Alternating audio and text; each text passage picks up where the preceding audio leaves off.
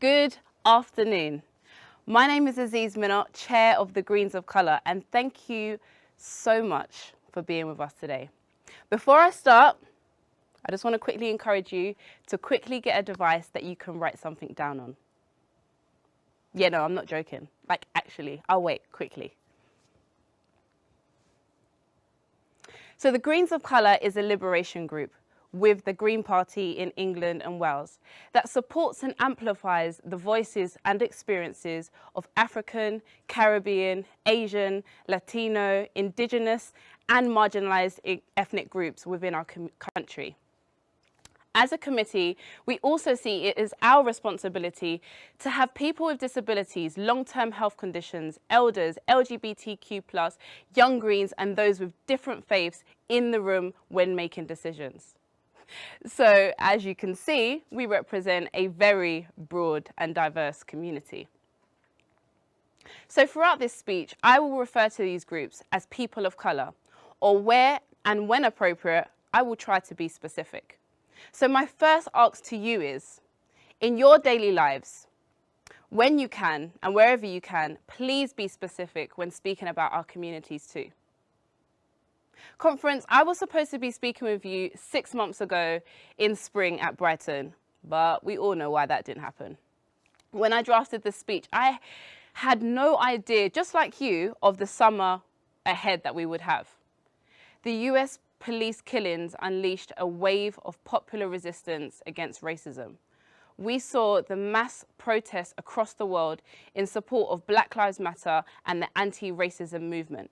And in the UK, there were calls for justice for people like Belly Majinga, Shukri Abdi and Trevor Bell and many others. We saw the tearing down of statues of enslavers in Bristol and similar sculptures also removed in London too. We heard Black people speaking out about their present day experiences of racism. But at the same time, we also experienced a new wave of moral panic condemning people desperately seeking a better life in Europe. We heard from a government unfairly treating NHS workers and who continued indefinite detention of migrants. No justice for Grenfell survivors or those living through the Windrush scandal, and a denial that social injustice and the legacy of racism still exists. Oh yeah, and not to mention a pandemic, which has seen people of colour most adversely affected from health, education, work and economic inequalities. Conference, as a young Black woman living through these last few months, it has been emotionally exhausting. And I can't even imagine how people with other intersectional identities, such as people with disabilities, long-term health conditions, elders, LGBT+, and even those with caring responsibilities have felt, or even what they have experienced during this time. There have been moments of unprecedented trauma, but there have also been moments of unprecedented empowerment and unity and glimpses of a new world to come. When I see what can happen when our communities come together as people of colour and genuine white allies, like the 3 we have in our committee, I'm excited, I'm hopeful, and our committee truly believes that change can happen. But conference, to do that, we need to make sure we are all ready to make that happen. Conference, join me in doing something quickly. So I know you're sitting behind your screens right now, but quickly just close your eyes. Just close your eyes. Let's go on a quick journey together. Keep your eyes closed. Imagine you're about to attend a local Green Party meeting. Now I want you to picture everything really, really hard. Where are you? Where are you coming from? Perhaps home, work, out and about.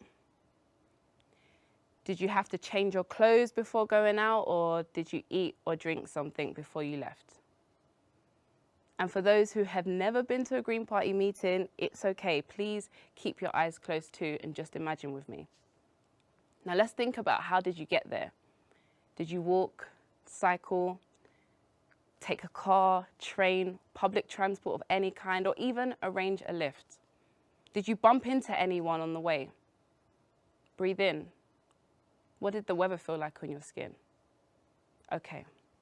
Keep your eyes closed. Now just imagine you are heading into the venue where the meeting is. But before you get in, you see a familiar face outside. You smile, you wave, and then you start to walk in. And as you walk into the room where the meeting is about to take place, you see other familiar faces, all Green Party members. So you smile. You sit down, you notice the chair or the convener of the meeting, and you greet them.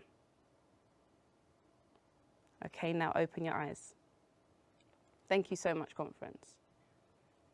Was the person outside a person of color? What did they look like? Were they from African, Caribbean, Asian, Latino, or any ethnically diverse community? What about the chair or the convener? Conference, the reality for many of us up and down the country participating in that activity is that we didn't visualize anyone considered a person of color. And that's because we are not reaching out to these communities enough. And we need to be honest with ourselves, because if we don't think about situations like this, when a person of color does come into a meeting or show interest, we're probably not best equipped to making them feel welcomed, included, or supported enough for them to stay. And unfortunately, many members have told me that this is the case for them. But one of the reasons why I am standing on this platform today is in part due to an elder white woman called Janet Alty in Leamington Spa. She's a long-time local campaigner, known to many. She encouraged me. She supported me.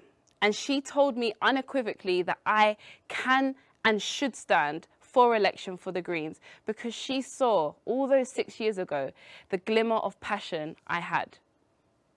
She stepped aside so that I could shine.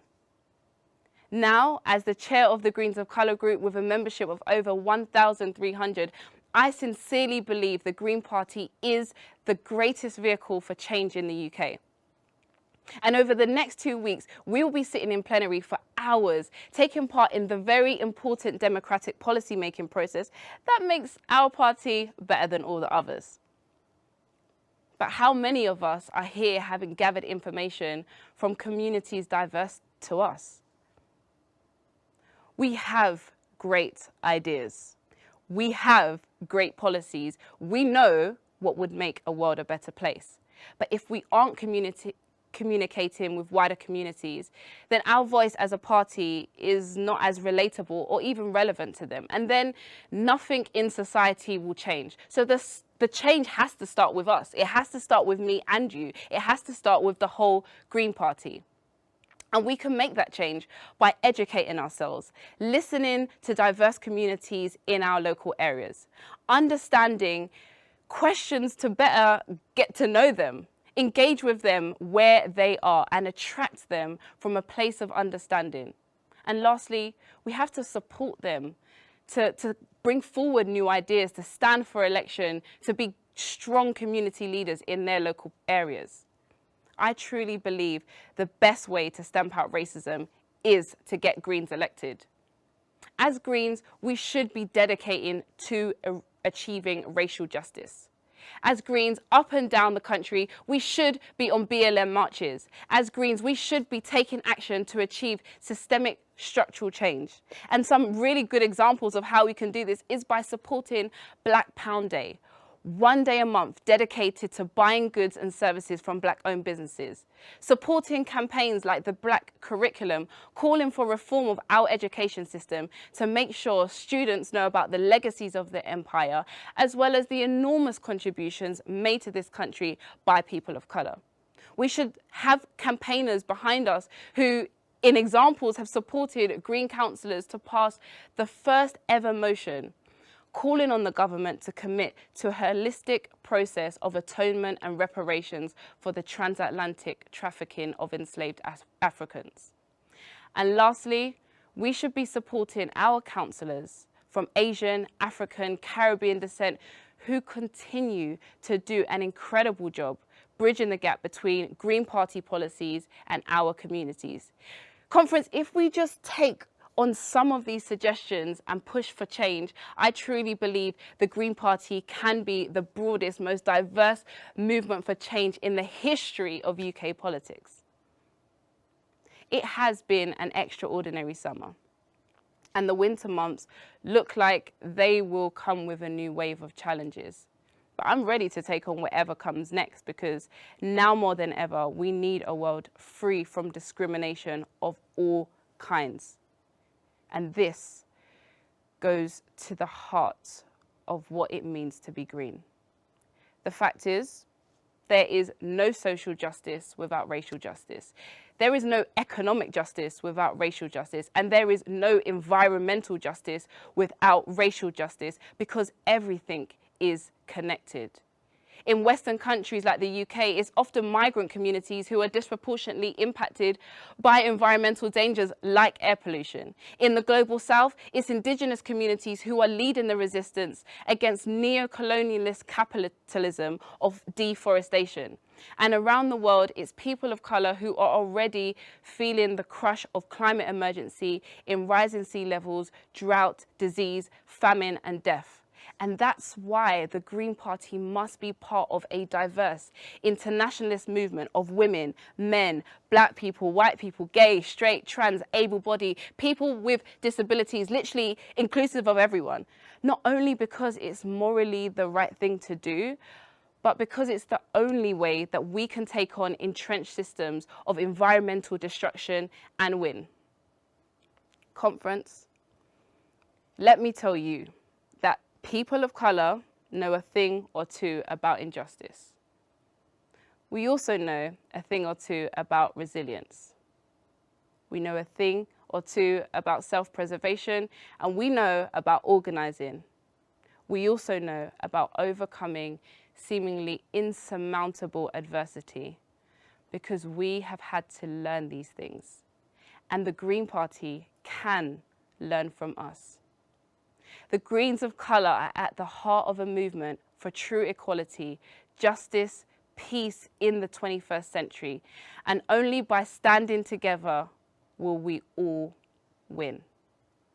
Thank you.